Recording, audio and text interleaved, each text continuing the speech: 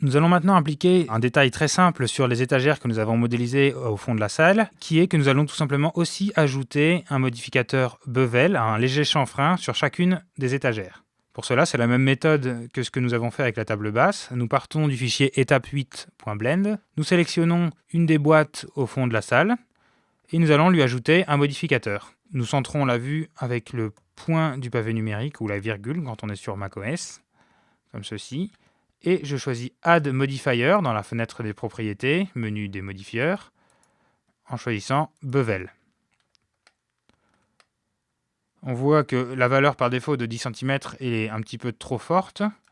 Nous pouvons essayer de mettre par exemple 1 cm, qui reste un peu fort, quelques millimètres, voilà. 4 mm, c'est une bonne valeur. Nous augmentons le nombre de segments, toujours 5.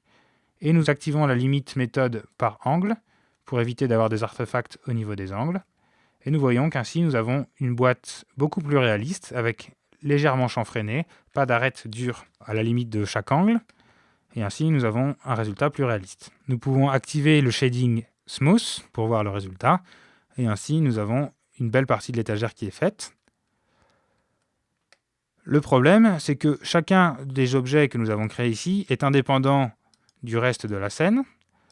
Une possibilité serait d'ajouter un modificateur à la main pour chacune de ces boîtes, mais nous pouvons également sélectionner toutes les boîtes en les sélectionnant une à une avec Shift, clic droit, comme ceci.